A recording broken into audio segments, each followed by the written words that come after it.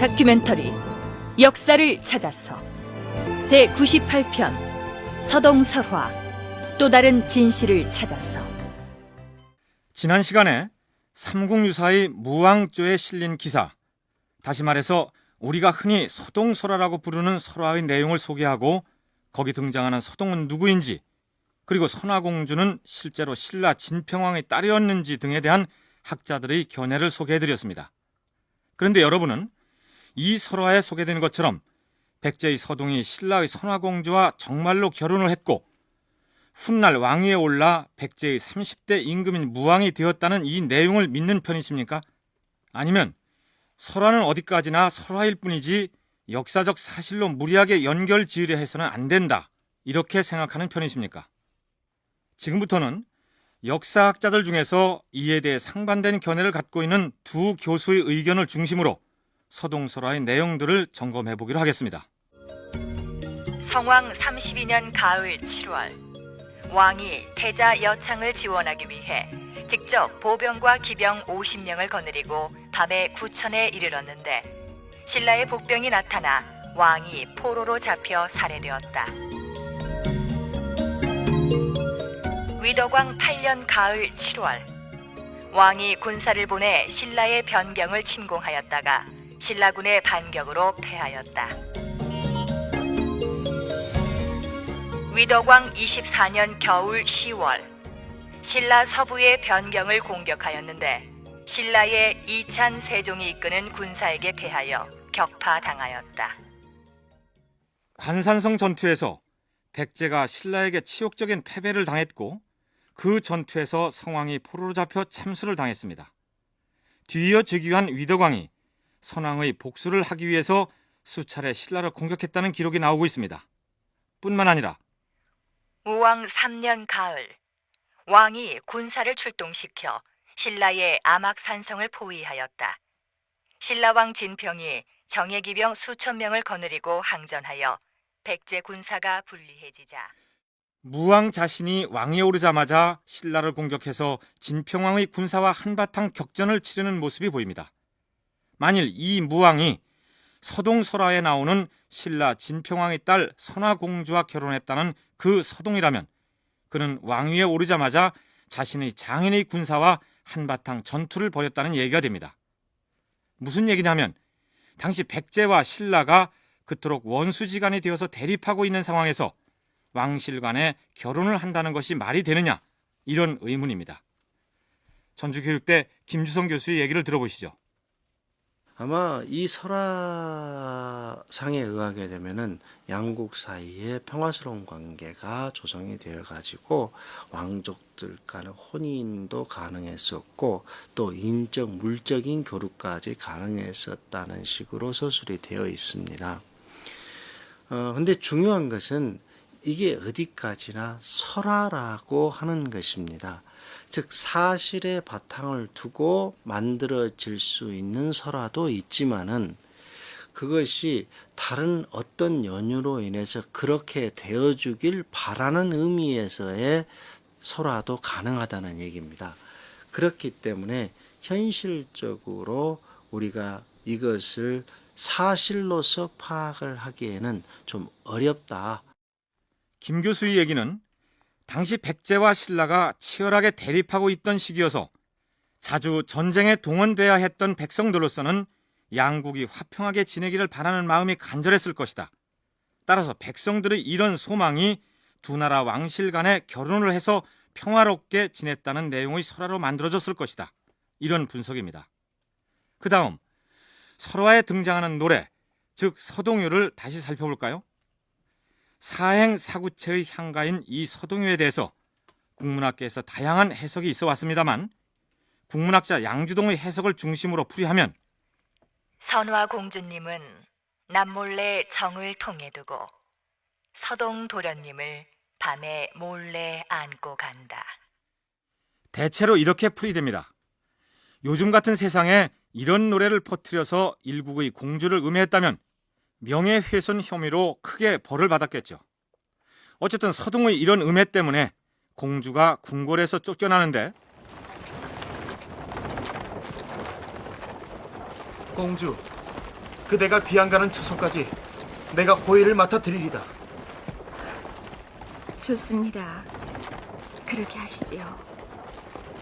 공주는 그가 우연히 마음에 끌리고 좋았기 때문에 따라오게 하여 남몰래 관계를 했는데 사실 서동이 지어 퍼뜨렸다는 서동요의 내용도 그렇고 선화공주가 귀양 가는 길에 갑자기 나타난 허름한 행색의 백제 청년과 눈이 맞아 남몰래 통정을 했다는 이런 내용은 신라 왕실의 입장에서 보자면 대단히 모욕적인 내용입니다.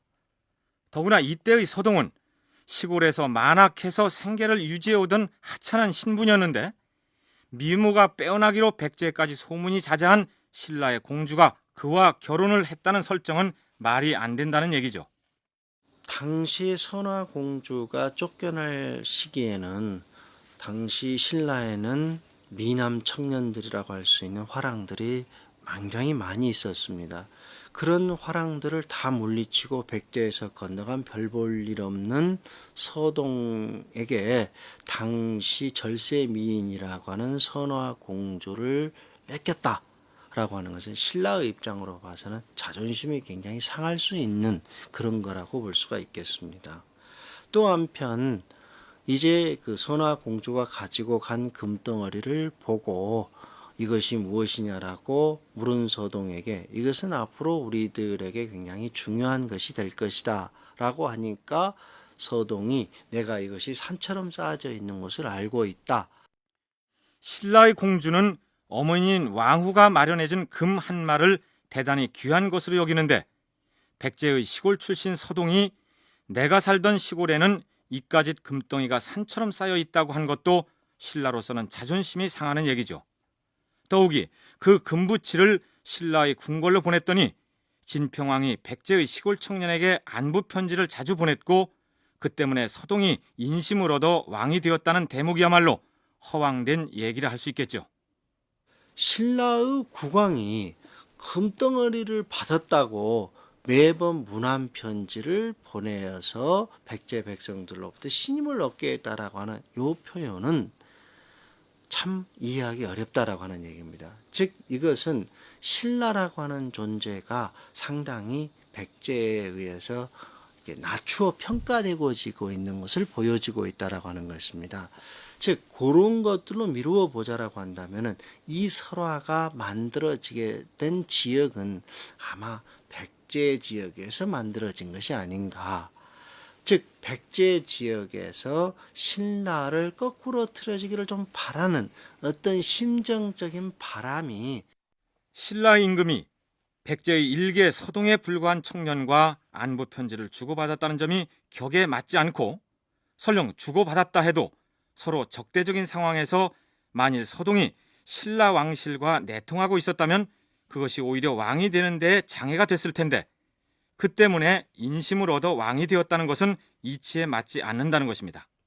그러니까 김주성 교수의 이 주장은 관산성 전투에서 성왕이 치욕적인 죽음을 당한 이래 백성들 사이에서 신라에 대한 적개심이 고조됐을 것이고 그 때문에 신라 왕실의 지위를 폄하하는 내용의 설화를 지어 퍼뜨렸을 가능성이 있다. 이런 얘기입니다. 물론 이제 더 이상 두 나라가 전쟁을 하지 않았으면 좋겠다는 소망 역시 설화 탄생의 배경이 되기도 했다는 것이죠. 설화는 그저 설화일 뿐이라는 얘기입니다. 자, 그럼 이번에는 삼국유사에 나오는 서동과 선화공주에 관한 얘기가 비록 설화이긴 하지만 서동이 나중에 백제 무왕이 되었고 그가 신라의 선화공주와 결혼했다는 내용은 그대로 믿어줄 필요가 있다. 이런 주장을 하고 있는 학자의 견해를 중심으로 해서 얘기를 풀어가 보기로 하죠. 우선 설화 속에 나오는 선화공주가 정말로 신라 진평왕의 딸이냐 하는 문제에 대해서 진평왕의 딸은 선덕하고 천명 부인 요 둘은 이제 확인이 되어지는데 그 이후에 그 다음에 딸이 있었는지 사실은 삼국사기에 나오지는 않습니다. 나오지는 않고 삼국유사 무왕조에 선화공주가 진평왕의 그 셋째 딸로 나오고 있는 것이죠. 뭐 이걸 그러면 선화공주 이걸 어떻게 이제 그 이해할 거냐, 이걸 그대로 이제 인정하고서 그대로 받아들일 거냐, 그냥 부정할 거냐, 사실 둘 중에 하나입니다. 둘 중에 하나인데 뭐 저 개인 생각으로는 참 이게 그 삼국시대에 이 자료가 많이 없는데 그래도 진평왕의 셋째 딸이라고 하는 이름 나오는 이 자체를 굳이 무시할 필요는 없다. 선화가 진평왕의 셋째 딸이라고 나오는 것을 굳이 무시할 필요는 없이 일단 그대로 믿어보기로 하죠.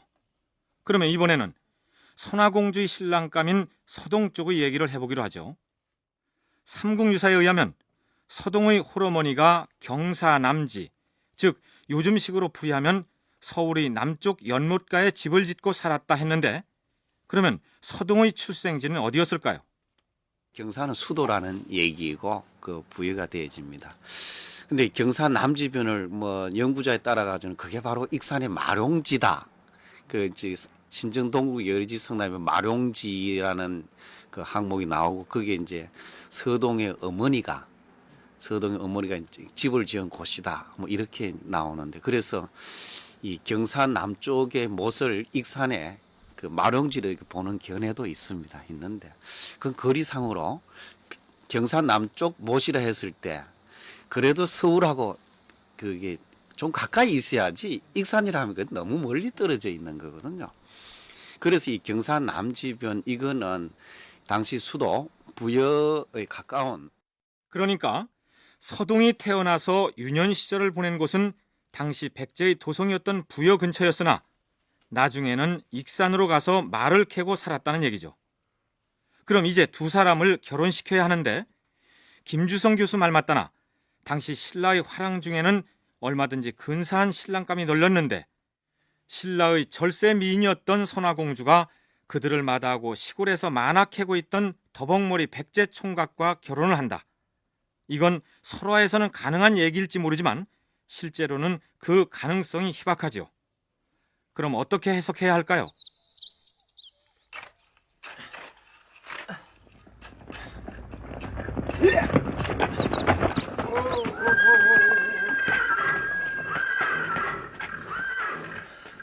왕자마마, 잘 받으시옵소서. 당신들 뉘시오. 왕자라니 무슨 소리요? 소인들은 궁에서 나왔사옵니다, 왕자마마. 왕자라니 당치도 않소. 나는 만학해서 목구멍에 풀칠이나 하며 사는 가난한 서동일 뿐이요. 왕자마마, 그것이 아니었고 대왕마마께서 졸지에 승하하신지라. 대왕마마께서 승하하셨다 하시었어? 이런. 하여 조정 대신들이 의논을 했사온데 왕자마마를 대왕으로 받들어서. 아니, 그게 무슨 소리요? 어찌 나 같은 시골 무지렁이가 대백제국의 군주가 될 수 있단 말이오?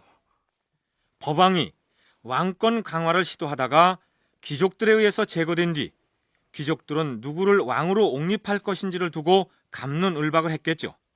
그 결과 왕족이긴 하되 세력 기반이 취약해서 자신들이 조종하기 쉬운 몰락한 왕족을 옹립하기로 결론이 납니다. 그러니까 서동은 단순한 시골 청년이 아니라 엄연한 백제의 왕족이었는데, 할아버지 대쯤에 정치적 사건에 연루되어서 집안이 몰락해버리자 익산 지방에 쫓겨가서 살고 있었던 인물입니다. 만일 익산에서 말을 캐던 서동이 궁궐로 돌아가 무왕이 되었다면 압록강 하구에서 머슴살이며 소금장수를 전전하다 훗날 미천왕이 된 고구려의 을불과 비슷한 경우가 되겠죠. 어쨌든 서동은 왕위에 올라 백제의 제30대 임금 무왕이 되었습니다. 대왕마마께서 즉위하신 지가 오래되었는데 하루속히 왕후마마를 맞아드려야 하지 않겠사옵니까? 우리 해씨 가문의 대신 자제 중에 용모가 단정하고 지혜가 출중한 여식이 있사온데 그쪽으로 혼사가 이루어지도록 추진하겠사옵니다. 아니되옵니다, 대왕마마. 한성 시기부터 저희 진씨 가문의 여식을 왕후마마로 모셔왔사오니 대왕마마께서도... 잠깐. 짐의 혼사 문제는 짐이 알아서 정할 것이라 하지 않았소. 대왕마마, 왕후마마를 모시는 이는 나라에서 으뜸가는 중대 사이온데 어찌 저희 대신들의 의견을 듣지 않으려 하시옵니까? 대왕마마, 대신들의 뜻을 쫓아 왕후마마를 모시도록 해야 할 것이옵니다. 그대들이 천구하는 사람과는 혼인을 하지 않을 것이오. 짐은 신라 왕실의 여인과 혼사를 추진할 것이니 그리하시오. 귀족들이 권력이 비대해 있는 상황에서 또 무왕 자신이 옹립된 왕으로서 어느 특정 귀족 가문하고 결혼한다고 했을 때 그것이 가져오는 정치적인 부담, 이런 것도 생각하지 않을 수 없을 것 같습니다.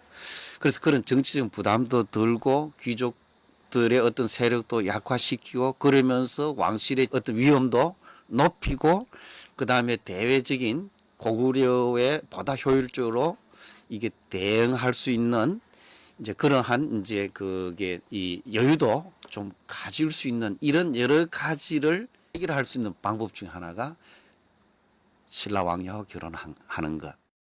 그러니까 시골에서 서동으로 파묻혀 살던 시절에 신라의 공주와 결혼한다는 설정은 실현 가능성이 없기 때문에 서동이 왕위에 올라 무왕이 된 다음에 신라 왕실과 결혼을 추진했다고 봐야 할 것이다. 이런 얘기죠. 이 결혼의 주도는 서동이 무왕이 잡고 있는 거죠. 그리고 이 결혼 자체도 백제 쪽에서 상당히 주도적으로 했다는 겁니다. 이거를 그 서동 시절에 그랬던 것처럼 똑같이 무왕도 왕이 돼가지고 신라 왕녀와 결혼한다고 했을 때 신라 쪽하고의 혼인 관계를 적극적으로 추진한 거는 신라 왕실보다는 백제 그 무왕이 보다 더 적극적으로 이걸 추진했을 가능성이 크다는 거죠. 서동이 왕으로 옹립된 뒤에 신라 공주 선아와 결혼을 했다는 것을 사실로 받아들이기로 한다면 그 시기가 언제였을까요? 즉위 초기에 두 나라 왕실 사이에 결혼이 이루어졌을 가능성이 적어 보입니다.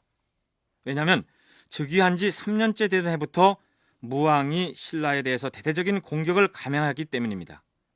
아무리 정략 결혼이라 하지만 결혼을 하자마자 장인인 진평왕을 향해 대대적인 공세를 취한다는 건 아무래도 어색하지 않습니까? 노중국 교수는 두 나라 왕실 간의 혼인이 이루어졌다면 무왕이 즉위하고 나서 7년쯤이 지난 뒤일 것이다. 이렇게 얘기합니다. 그 삼국사기 보면은 7년 이후에 들어가면 신라하고 그래서 12년까지인가 신라하고 싸움은 없습니다. 없고 어제 이제 고구려가 이제 그 백제를 좀 공격하오는 이제 그런 양상이 이게 나타납니다. 일대 무왕 입장에서 봤을 때 이제 고구려에 대결하는 방법 뭐겠느냐?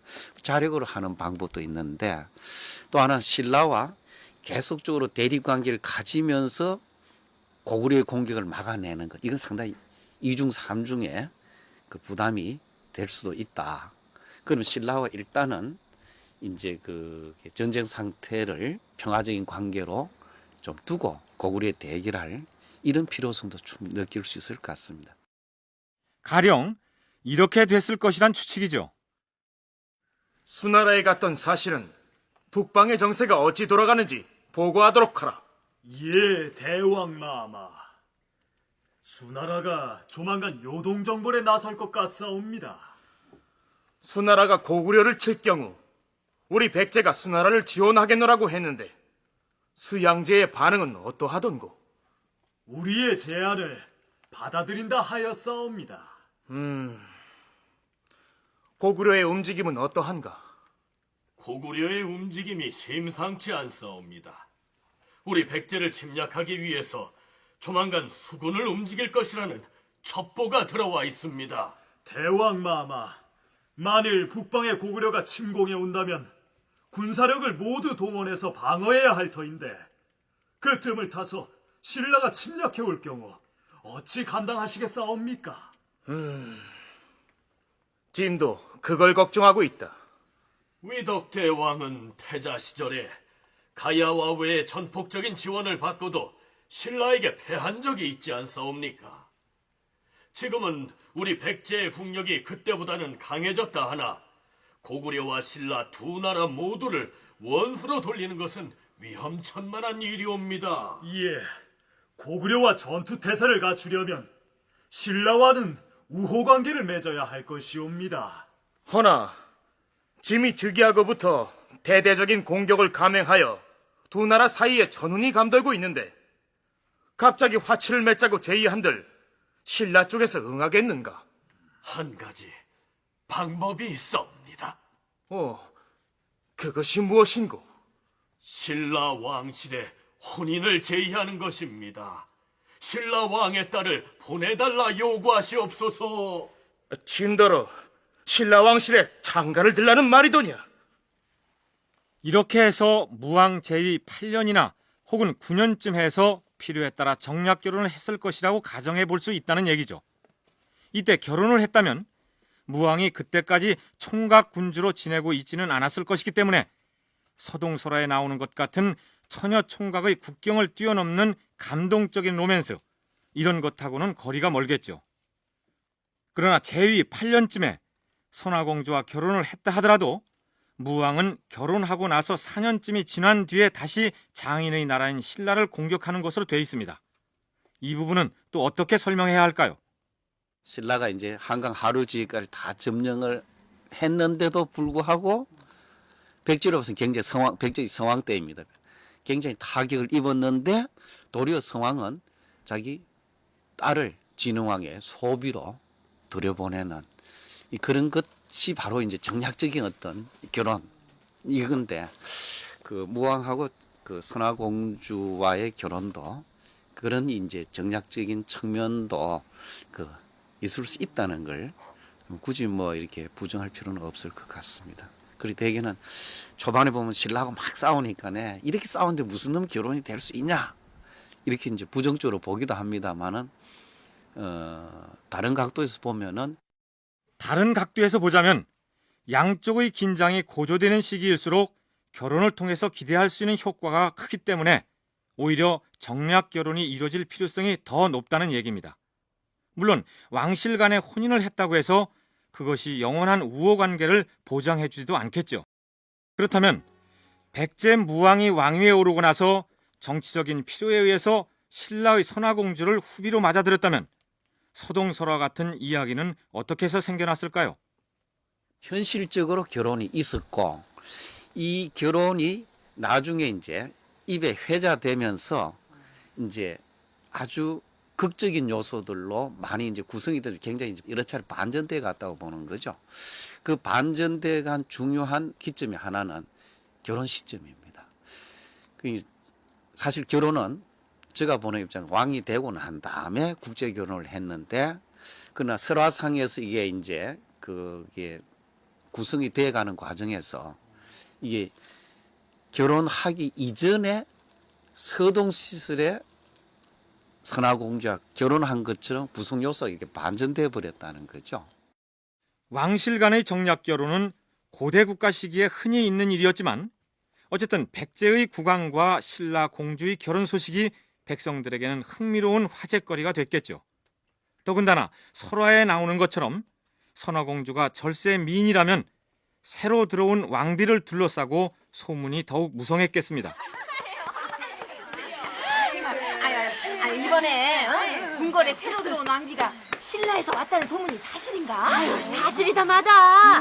신라 임금의 셋째 딸이라는데, 아이고, 절세 미인이라구만. 아유, 그런 절세 미인이 왜 남의 나라 임금의 후처로 들어왔을까? 이제 두 나라가 전쟁 그만하고 잘 지내자 뭐 그러는 다 여자가 틀렸어. 내가 군직에 있는 그 이웃 사람한테 들은 얘긴데, 왜 우리 임금이 저쪽 금마자에서 말을 캐던 서동으로 지내다가 갑자기 임금 자리에 올랐다는 소문 들었지? 들었지. 그때 벌써 신라 선화공주하고 눈이 맞아버렸어. 아니 사비도성도 아니고 금마저에서 만화 캐던 서동이 어떻게 신라 공주하고 눈이 맞았을까? 그게 말을 캐서 짊어지고 신라 서러벌로 장사를 하러 가다가 어느 날 외출하던 공주하고 눈이 딱 마주쳤는데 공주가 단박에 그 서동한테 반해가지고 그 길로 그냥 초약을 치러버렸다는 거야. 근데 그 말 참말이요? 낸들 뭐 참말인지 거짓말인지 알게 몰라. 그냥 떠도는 소문이 그렇더라 그 말이지. 아니 그러면 신라에서 선화공주가 시집 올 때 금덩어리를 한 마리나 가져왔다는 소문도 있던데. 나도 그 소문 들었어. 근데 우리 임금님은 그 답례품으로 금덩어리 수백 가마를 보냈다는데. 에이, 수백 가마나 되는 금덩어리가 어딨어? 아이, 그리고 그 많은 금덩어리를 무슨 수로 신라 서라벌까지 가지고 가겠어? 왜 못 가지고 가? 지금 저기 금마저에 짓는다는 미륵사 있지? 그절 주지 스님이 아주 도력이 뛰어난 스님이래. 그 스님이 금덩어리를 그냥 산더미처럼, 아이, 잠깐, 빨래방망이 좀. 아이고, 이 옆에 내가 또 뭘 하려 그래? 아이고, 찾아가, 여기서. 암튼, 지명법사라든가, 그 스님이 워낙 신통력이 그냥 뛰어나가지고 그냥 금덩어리 그냥 잔뜩 쌓아놓고, 아이고, 나무 관세음 못살 수리수리 마수리. 백성들 사이에서 무왕과 선화공주의 결혼 얘기가 이리저리 떠돌다가 이런저런 이야기가 보태져서 삼국유사에 실려있는 설화 형태로 형성됐을 가능성이 있다. 그런 얘기입니다. 자, 그럼 이제 삼국유사에 실려있는 그 설화와 마지막 부분을 소개하도록 하겠습니다. 말을 캐던 서동이 신라의 서라벌에 가서 선화공주를 음해하는 노래를 퍼뜨려 결국 왕실에서 쫓겨나게 되는 공주를 아내로 차지하였다. 산더미 같은 금덩이를 신라 진평왕에게 보내자 진평왕이 서동에게 안부 편지를 보냈고 이 일로 인심을 얻어 백제의 왕이 되었다. 여기까지는 전에 소개해드렸죠. 그 다음에 이어지는 내용은 서동이 왕이 되고 난 다음의 얘기입니다. 대왕마마, 사자사가 아직 멀었사옵니까? 이제 곧 나타날 것이오. 저기 저 산은 무슨 산이옵니까? 용화산이라고 하지요. 저 연못을 좀 보시오. 아름답지 않소? 정말 크고 아름답사옵니다. 잠시 내려서 구경하십시다. 수레를 멈추어라! 예. 어가를 멈추랍신다.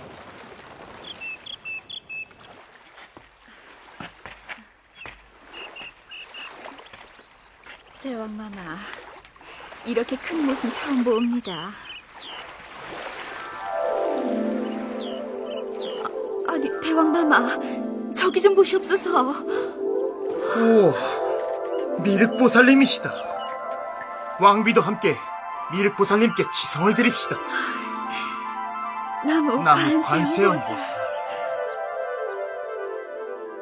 여기까지 내용이 삼국유사에 어떻게 올라있는지를 살펴볼까요? 하루는 왕이 부인과 함께 사자사로 가고자 용화산 및 큰 못까지 왔더니 미륵불 셋이 못 속으로부터 나오므로 왕이 수레를 멈추고 치성을 드렸다. 그런데 이제는 백제 무왕의 부인이 된 선화공주가 왕에게 파격적인 제안을 합니다. 대왕마마, 소원이 있사옵니다. 말해보시오. 왕비의 소원이라면 무엇인들 들어주지 못하겠소. 여기다가 꼭 큰 절을 짓도록 해주시옵소서. 이 연못 자리에 절을 지으려면 이 넓은 못을 다 메워야 할 터인데. 하지만 왕비의 소원이라니 그리 해야지요. 지명법사를 찾아가서 의논해 보도록 하겠소. 왕이 지명법사를 찾아가서 못을 메울 방법을 물었더니 법사가 신통력을 발휘하여 하룻밤 사이에 산을 무너뜨려서 못을 메우니 평지가 되었다. 이리하여 미륵불상 셋을 모실 전곽과 탑과 행랑채를 각각 세 곳에 따로 짓고 미륵사라는 현판을 붙였다. 신라의 진평왕이 여러 장인들을 보내서 도와주었다. 지금도 그 절이 남아있다. 지금도 그 절이 남아있다고 했는데 여기 나오는 지금이란 일현선사가 삼국유사를 편찬했던 고려시대를 말합니다. 어쨌든 이렇게 해서 삼국유사에 실려있는 백제 무왕에 관련된 설화가 끝이 납니다.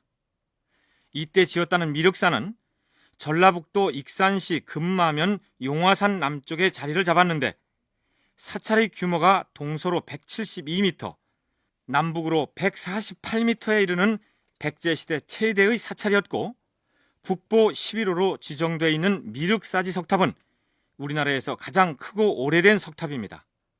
그런데 이 미륵사는 발굴 결과 그 가람 구조가 상당히 특이한 것으로 밝혀졌습니다. 삼탑 상금당이죠.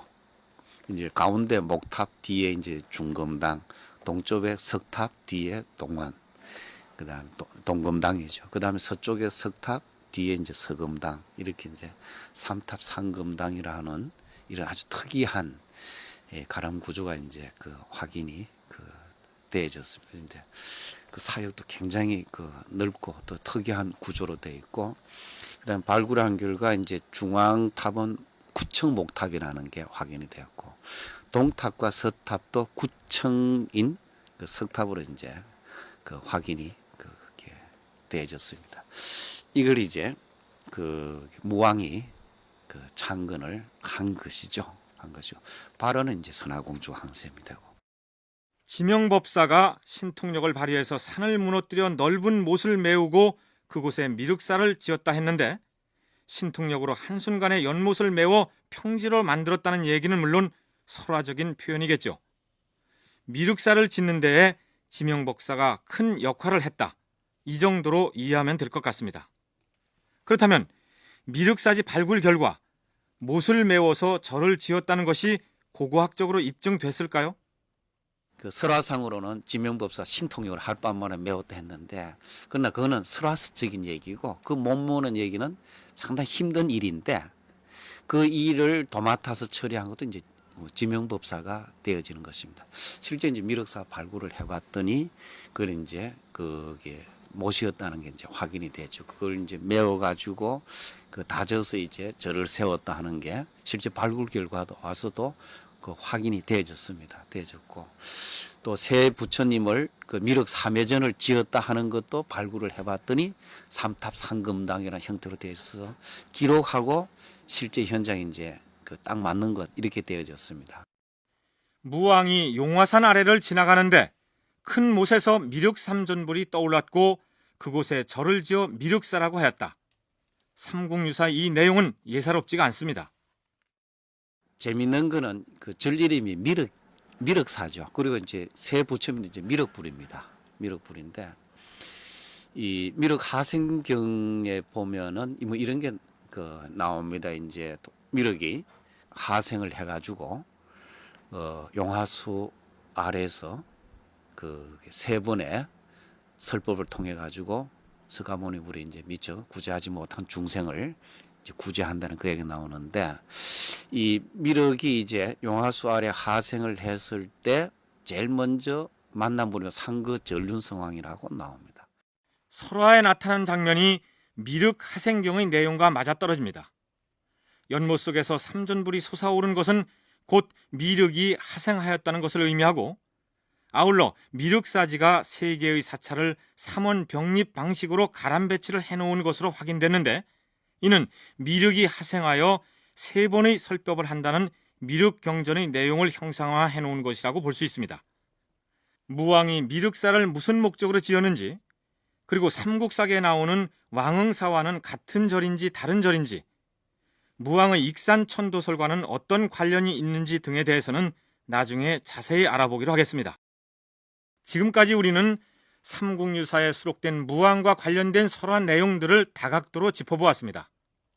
설화 끝부분에 있는 미륵사에 관한 내용은 사찰 찬건 연기설화니 논외로 하기로 하고, 서동이 선화공주를 만나 결혼하였고 그가 후에 백제의 왕이 되었다는 이른바 서동설화 부분에 대해서는 견해를 달리하는 두 사람의 의견을 중심으로 해서 따로따로 소개해드렸습니다. 설화는 설화일 뿐 당시 상황이 두 나라 왕실 간에 혼인을 할 만한 분위기가 아니었고, 설화의 내용도 신라를 낮추어 보는 형식으로 돼 있어서 백제 백성들 사이에서 만들어진 이야기가 구전됐을 것이다. 전주교육대 김주성 교수의 의견이 이러합니다. 이에 반해서 계명대 노중국 교수는 두 나라 왕실 간에 혼인을 했다는 사실을 굳이 부정할 필요가 없고, 서동과 선화공주의 결혼이 성립되기 어렵다면 서동이 왕위에 올라 무왕이 된 다음에 결혼을 한 것일 수도 있다. 이렇게 긍정적이고 적극적으로 설화를 해석할 필요가 있다고 설명합니다. 설화에 나오는 서동요라는 향가의 경우도 정말로 백제 무왕이 서동 시절에 설화벌에 가서 그런 노래를 아이들에게 퍼뜨리게 하여 선화공주를 얻는 데 성공했다면 그 서동요를 지은 사람은 백제 무왕이 되겠죠. 하지만 서동설화 자체가 일반 백성들에 의해 만들어진 것이라면 서동요의 지은이도 특정 개인이 아닐 것입니다. 여러분의 생각은 어떻습니까? 자, 이제부터는 백제의 제30대 임금인 무왕의 치세에 있었던 일들을 차례로 짚어가 보도록 하겠습니다. 좌평은 지도를 가져오도록 하라.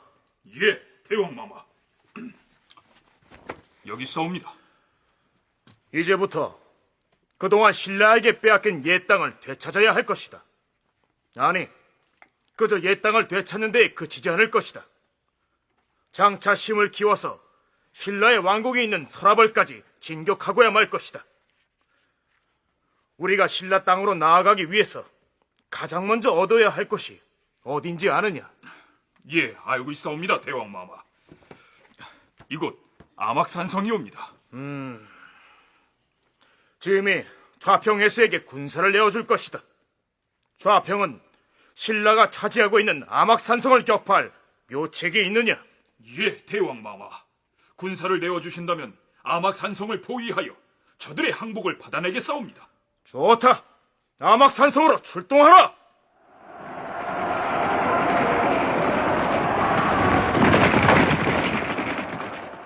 제위 3년째 되던 서기 602년 무왕은 좌평 해수를 시켜 암악산성을 공격하게 합니다. 암악산성은 전라북도 남원의 운봉 지역에 해당하는데 당시에 백제로서는 신라 쪽으로 진출하기 위해서는 반드시 확보해야 할 요충지였습니다. 전주교육대 김주성 교수와 계명대 노중국 교수의 설명을 차례로 들어보시겠습니다. 소백산맥에서 서쪽에서 동쪽으로 진출할 수 있는 요지가 바로 이 암악산성입니다.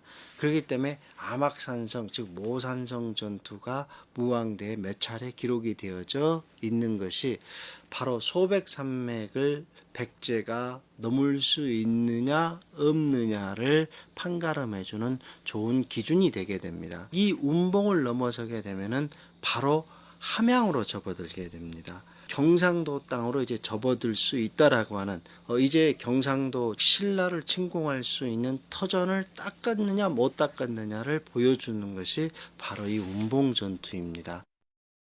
그래서 운봉을 장악을 하게 되면은 그 다음에 이제 그 팔랑치나 60령을 넘어 가지고 그 다음에 함양, 거창 이래서 이제 그 고령 이래 가지고 아주 중요한 그 고대 교통로입니다. 그리고 결국 이제 그게 소위 백두대간 이제 지리산까지 보는 이 백두대간을 이제 그게 넘어서 오는 중요한 이제 그 길목이 되기 때문에 그 지역을 이제 아주 신라도 중요시했고 신라가 중요시한다면 거꾸로 백제의 입장에서 봐서도 마찬가지로 중요한 거점이 되는 것이죠.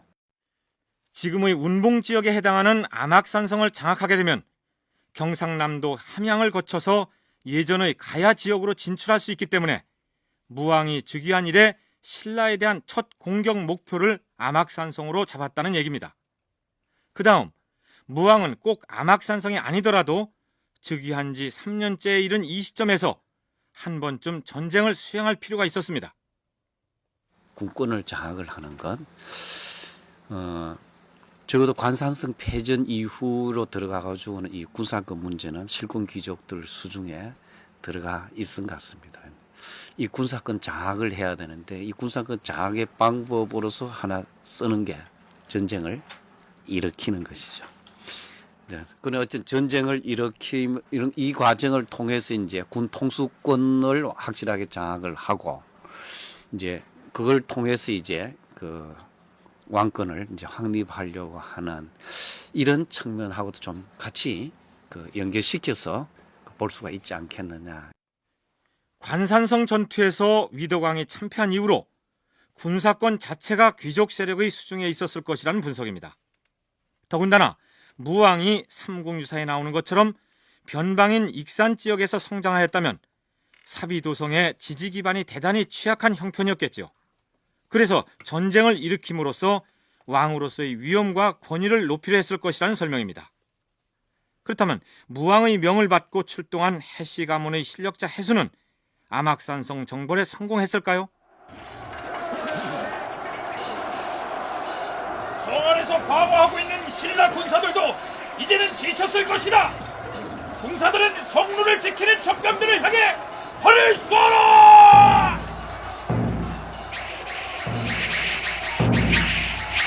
우리 항복할 때까지 기다릴 수 없다! 성문을 부숴라!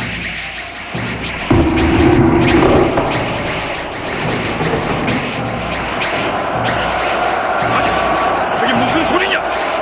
지금 나으리, 우리가 암악산성을 포위했다는 소식을 듣고 신라 진평왕이 정예 기병 수천 명에게 출동 명령을 내렸다는데 지금 그 기병들이 몰려오고 있습니다. 무엇이야? 신라의 기병들이 구원하러 왔다는 말이냐?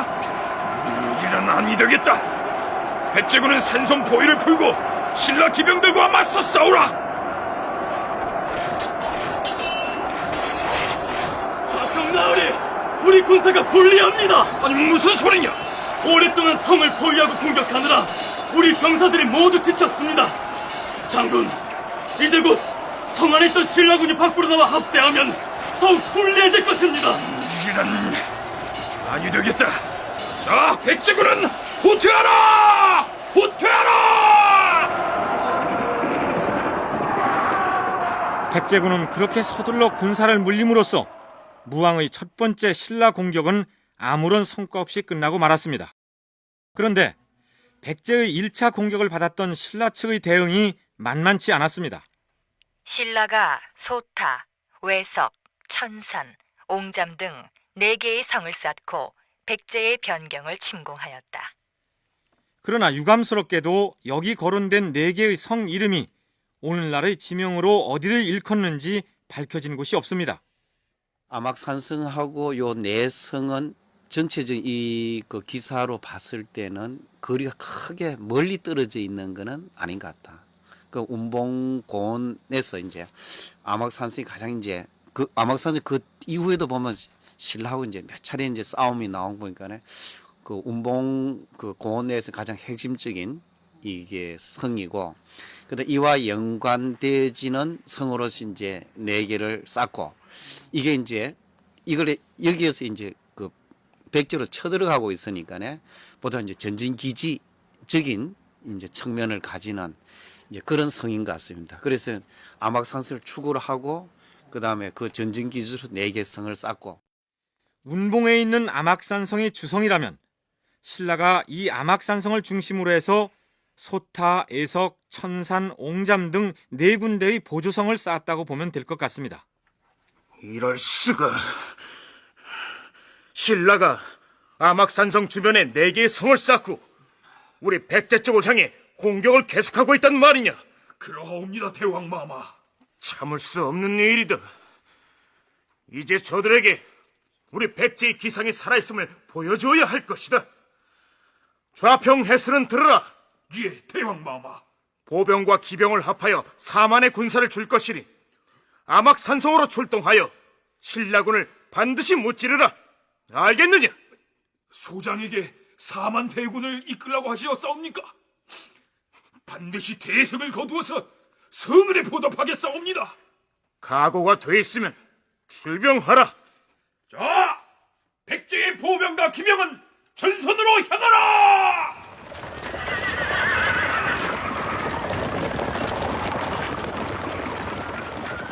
학자들 중에는 평상시에 운용하는 백제의 군사가 6만 명이라고 분석하는 사람이 있습니다.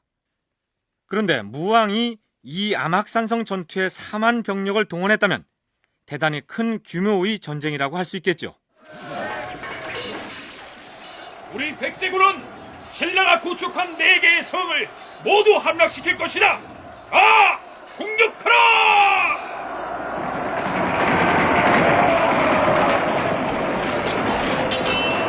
그런데 신라 역시 대규모 군사를 동원하여 백제군을 격렬하게 몰아붙였고, 그렇게 되자 오히려 장수 해수가 이끄는 백제군이 불리한 지경에 처하게 됩니다. 이런, 안 되겠다.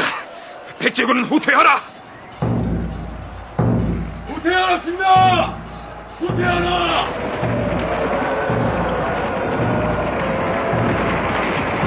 그러나 이번 싸움에서의 후퇴는 그야말로 작전상 후퇴였습니다. 전세가 불리해지자 장수 해수가 작전을 바꾼 것입니다.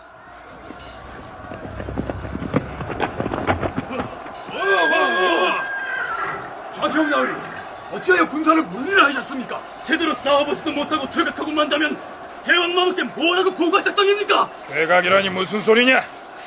내게 계책이 있어 군사를 잠시 물리라 한 것이다. 지금 신라군의 동태가 어떠하더냐? 우리가 후퇴하자 그 여세를 몰아 전군에게 전진 명령을 내렸다 하옵니다. 잘 되었다. 우리는 군사를 이끌고 천산 서쪽에 있는 큰 늪지대 근방에 매복해 있다가 저들이 그쪽에 당도하면 일시 일어나서 일망타진할 것이다. 자, 백제군은 천산까지 퇴각하라! 좌평 해수는 군사를 이끌고 천산 서쪽에 있는 늪지대 쪽으로 가서 군사를 매복시킵니다. 그것도 모르고 신라군은 신이 나서 추격을 계속하는데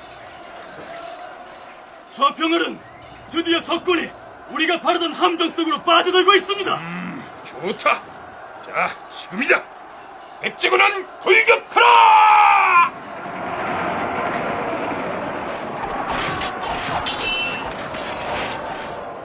신라 장수 무우는 이긴 여세를 몰아 기병을 거느리고 큰못 인근까지 추격해 왔는데 갑자기 복병이 일어나 그들을 급히 치니 무우는 말에서 떨어지고 군사들은 크게 놀라 어찌할 바를 몰랐다. 여기까지는 백제 장수 해수의 매복 작전이 크게 성공한 것으로 되어 있습니다. 그러나 신라의 백전노장 무운이 백제군의 공격을 받아 낙마하는 지경에 이르렀으니 신라군의 위기가 아닐 수 없었습니다. 그런데 신라 장수 무운과 함께 전투에 참여하고 있던 그의 아들 귀산이 앞으로 나아갑니다. 내가 일찍이 스승으로부터 가르침을 받기를 싸움에 당해서는 물러남이 없어야 한다 했는데 어찌 뒤로 도망하여 스승의 가르침을 저버리려 하는가?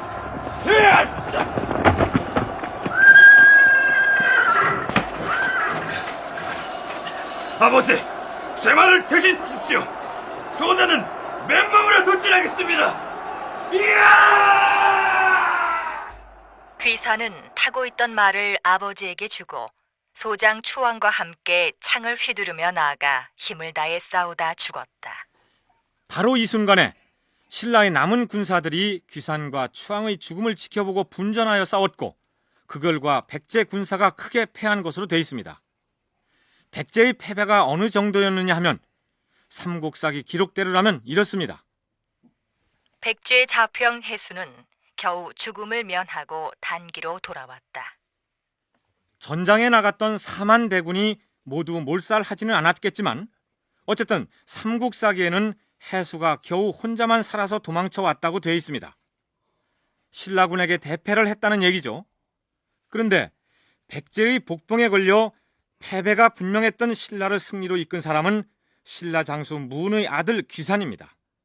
그가 타고 있던 말을 아버지에게 내주고 창을 들고 돌진하여 장렬히 전사하자 그 모습을 본 신라 군사들이 분발해서 이긴 것으로 되어 있습니다. 주춤주춤 물러서는 신라군을 질책해서 귀산이 추왕과 함께 앞으로 나아가면서 했다는 말이 사당군 무퇴, 즉 병사가 싸움에 당해서는 결코 물러서서는 안 된다는 스승의 가르침입니다. 어디서 많이 들어본 얘기 같지 않습니까? 그렇습니다. 화랑의 세속 5개 중에서 임전무퇴를 일컫는 말이죠. 전쟁에 임해가지고 물러서지 말아야 한다는 건 죽으란 얘기거든요. 다른 얘기를 하면 죽으란 얘기, 죽도록 싸우란 얘기고 그래 되면 대다수 이제 죽게 되는.